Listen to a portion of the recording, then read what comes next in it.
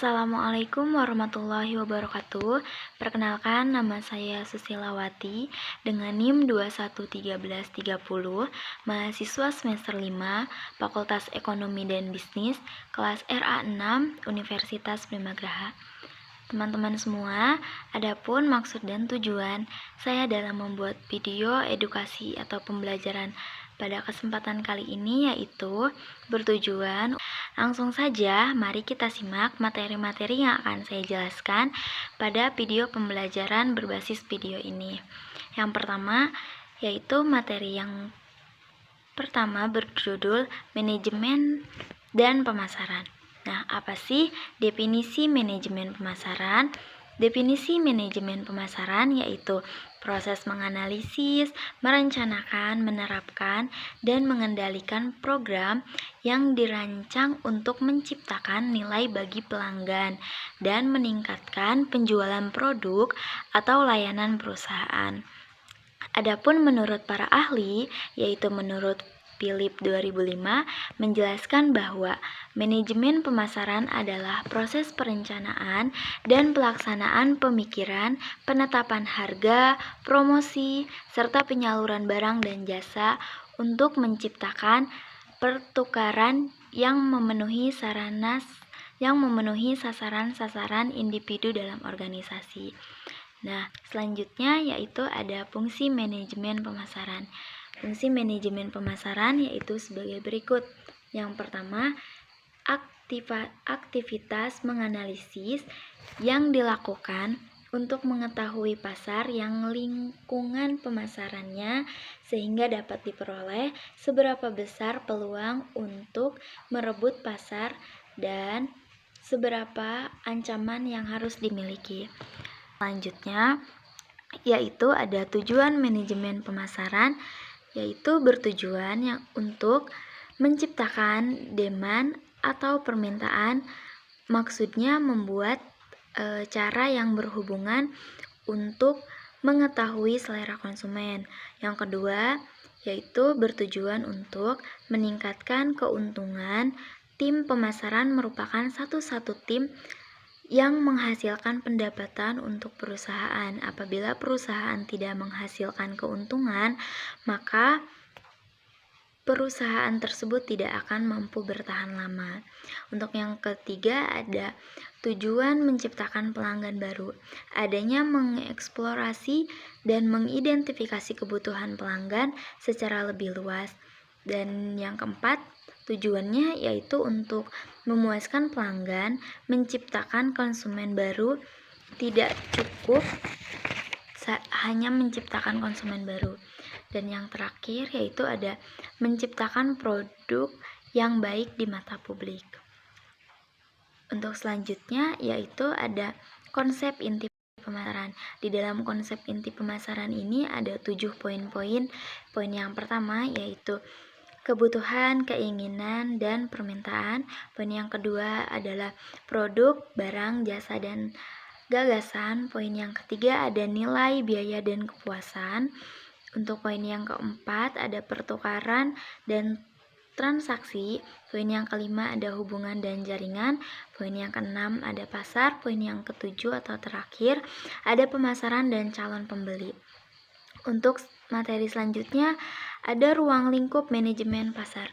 Ruang lingkup manajemen pasar yang pertama yaitu ada filsafat manajemen pemasaran, di mana dalam manajemen pemasaran ada prinsip yang digunakan untuk atau sebagai panduan pelaksanaan konsep proses hingga tugas-tugas pemasaran.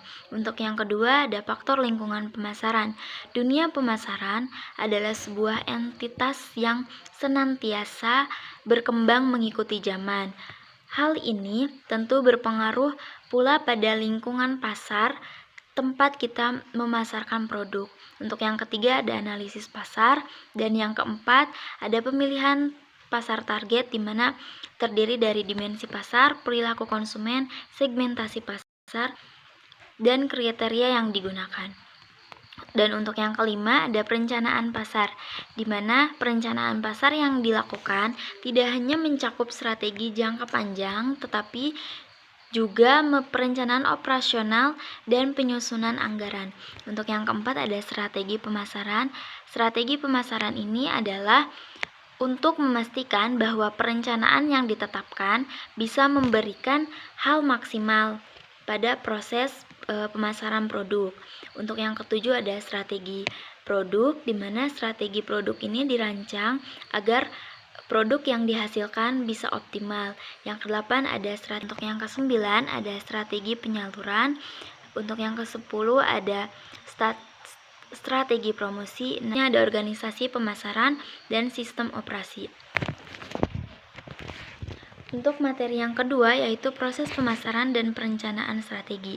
Nah, adapun definisi proses pemasaran menurut Philip Kotler, pemasaran adalah aktivitas sosial dan sebuah pengaturan yang dilakukan dan perorangan ataupun sekelompok orang dengan tujuan untuk mendapatkan tujuan mereka dengan jalan membuat produk dan menukarkannya dengan besaran nominal tertentu ke pihak lain.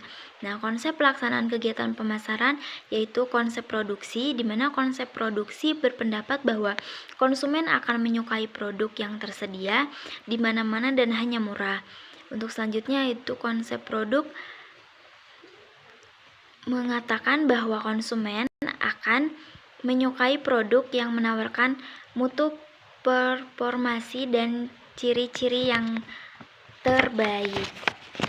Untuk selanjutnya itu konsep penjualan, di mana konsep penjualan berpendapat bahwa konsumen dengan dibiarkan begitu saja, organisasi harus melakukan upaya penjualan dan promosi yang agresif. Selanjutnya ada konsep pemasaran mengatakan bahwa kunci untuk mencapai tujuan organisasi terdiri dari penentuan kebutuhan dan keinginan pasar, sasaran, serta pemberian kepuasan yang diharapkan secara lebih efektif dan efisien dibandingkan para pesaing. Untuk yang kelima ada konsep pemasaran sosial. Untuk yang keenam ada konsep pemasaran secara global. Untuk selanjutnya ada pentingnya proses pemasaran. Bisnis menerapkan proses pemasaran untuk pasar. Menciptakan proses ini membutuhkan organisasi untuk menganalisis dan memahami kebutuhan dan kegiatan pelanggannya. Untuk selanjutnya ada fungsi pemasaran. Fungsi pemasaran itu ada pertukaran, fungsi distribusi, fungsi perantara. Untuk selanjutnya ada tahapan dan tujuan proses pemasaran. Yang pertama untuk memperjelas visi, misi, dan tujuan. Yang kedua, kembangkan strategi penentuan posisi. Yang ketiga, buatan. Yang keempat, tentukan strategi pemasaran yang optimal. Yang kelima, menerapkan rencana pemasaran. Yang keenam, evaluasi dan sesuaikan kembali seperlunya. Untuk materi selanjutnya ada definisi perencanaan strategi. Definisi perencanaan strategi adalah di mana organisasi yang digunakan untuk menetapkan prioritas, memfokuskan energi dan sumber daya, memperkuat operasi, memaksimalkan bahwa karyawan dan pemangku kepentingan lainnya bekerja menuju tujuan. Materi selanjutnya ada proses perencanaan strategi. Yang pertama ada analisis hasil prestasi kegiatan pemasaran, analisis SWOT, penentuan tujuan, penetapan strategi pemasaran, penyusunan rencana pemasaran, penyusunan anggaran pemasaran, penetapan target. Nah, materi selanjutnya ada manfaat perencanaan strategi. Manfaat yang pertama yaitu mendorong manajemen pemasaran untuk berpikir ke depan secara sistematis. Untuk yang kedua yaitu mendorong para manajer untuk mengklarifikasikan tujuan dan kebijakan. Untuk materi atau bab selanjutnya itu ada materi ketiga mengenai sistem informasi dan riset pemasaran. Definisi sistem informasi pemasaran merupakan suatu struktur yang berlanjut dan saling berkaitan dari orang. Adapun pengertian dari riset pemasaran adalah suatu fungsi yang menghubungkan konsumen, pelanggan, dan masyarakat dengan para pemasar melalui informasi-informasi yang digunakan untuk mengidentifikasi peluang dan masalah pemasaran. Selanjutnya ada manfaat sistem operasi. Yang pertama mengetahui apa saja kebutuhan pelanggan. Yang kedua ada mengetahui perencanaan strategi yang lebih efisien dan efektif. Yang ketiga ada mengetahui pesaing-pesaing akan ancaman perusahaan. Nah, adapun manfaat dari riset pemasaran yaitu yang pertama, memahami pasar, yang kedua pengambilan keputusan yang baik, ketiga identifikasi peluang, yang keempat meminimalkan risiko, dan yang kelima meningkatkan pemasaran. Nah, selanjutnya ada tujuan sistem informasi, yaitu bertujuan untuk mengumpulkan data yang relevan dan akurat mengenai pasar, pelanggan, pesaing, dan faktor-faktor lainnya yang mempengaruhi keputusan bisnis. Nah, tujuan dari riset pemasaran ini adalah yang pertama evaluasi, bertujuan untuk mengevaluasi, yang kedua understanding, memberikan pemahaman, yang ketiga predicting, bertujuan untuk memprediksi pasar, yang keempat controlling, bertujuan untuk menjaga. Nah, untuk materi yang keempat yaitu ada segmentasi, targeting, dan positioning. Adapun pengertian dari STP tersebut, yang pertama ada pengertian segmentasi, di mana segmentasi adalah keadaan yang dilakukan melalui proses pengelompokan pasar secara menyeluruh yang bersifat mencari produk yang sesuai dalam hal kebutuhan, keinginan, perilaku, serta respon terhadap pemasaran secara spesifik. Pengertian targeting, di mana targeting sendiri adalah aktivitas pemasaran yang dilakukan dalam menentukan pasar sasaran yang memilih satu atau lebih segmen yang akan dilayani. Dan selanjutnya ada pengertian positioning.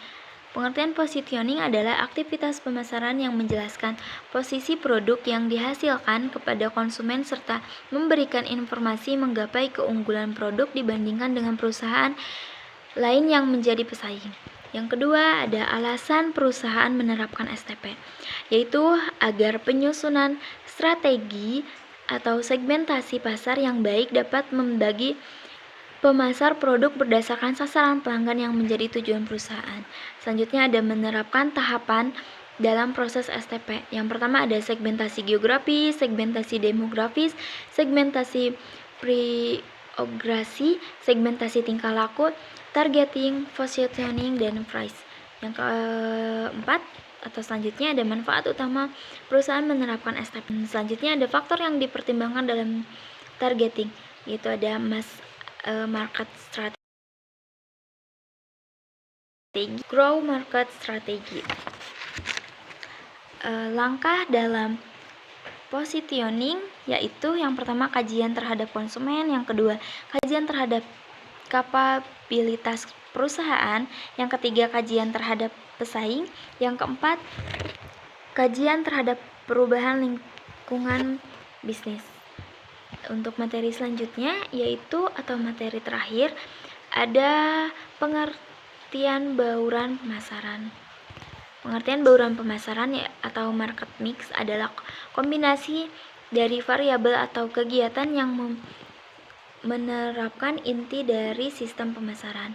Strategi bauran pemasaran yaitu pada mulanya hanya terdapat 4 strategi bauran pemasaran, yaitu produk, price, flash, dan promotion. Namun seiring berjalannya waktu, konsep marketing mix berkembang menjadi 7, yaitu ada produk, price, flash, promotion, people, process, physical, evidence. Pentingnya marketing dalam pengembangan strategi dengan tujuan. Nah, selanjutnya ada peran marketing dalam pengembangan strategi, penelitian pasar, segmentasi dan targeting, pengembangan produk atau layanan, branding, promosi, dan komunikasi, distribusi, harga, pemasaran digital, analisis serta kinerja dan pelanggan serta referensi. Analisis hasil riset pasar. Hasil riset pasar terkait marketing dapat memberikan wawasan yang berharga tentang pengetahuannya terhadap kepuasan pembelian dan kepuasan konsumen. Nah, itu tadi 5 materi yang sudah saya pelajari pada mata kuliah manajemen pemasaran yang diampu oleh dosen saya yaitu Pak Ade. Nah, itu terkait materi-materi yang bisa saya sampaikan. Kurang dan lebihnya mohon maaf, dan